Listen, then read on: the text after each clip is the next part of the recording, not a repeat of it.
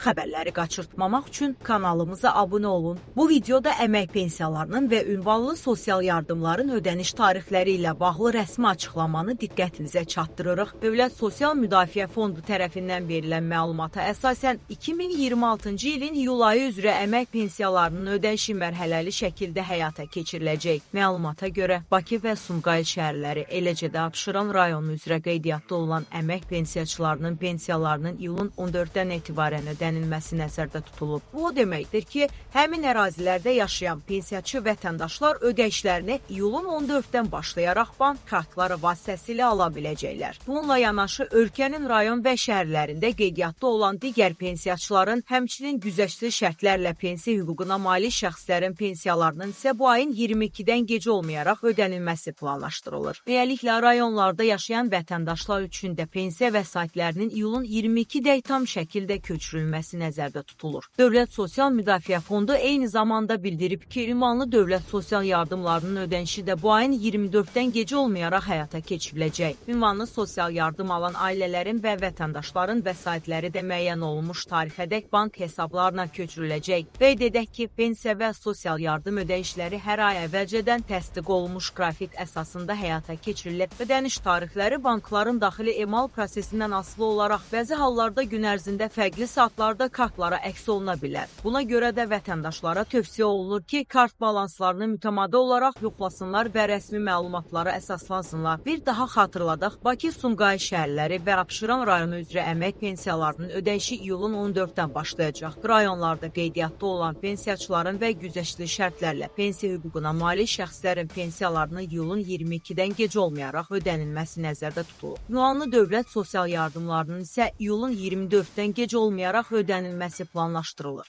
Əgər ödənişiniz göstərilən tarixlərdən sonra da kartınıza köçürülməsə, bu zaman xidmət göstərən bankla və ya Dövlət Sosial Müdafiə Fondunun aidiyyəti qurumları ilə əlaqə saxlaya bilərsiniz. Ən son rəsmi xəbərlər, sosial ödənişlər, pensiyalar və digər aktual məlumatlardan vaxtında xəbərdar olmaq üçün kanalımıza abunə olmağı, videonu bəyənməyi və bildiriş zəngini aktiv etməyi unutmayın. İzlədiyiniz üçün təşəkkür edirik. Sizə sağlamlıq, bol ruzi və xoş günlər arzulayırıq. Növbəti videolarda görüşənədək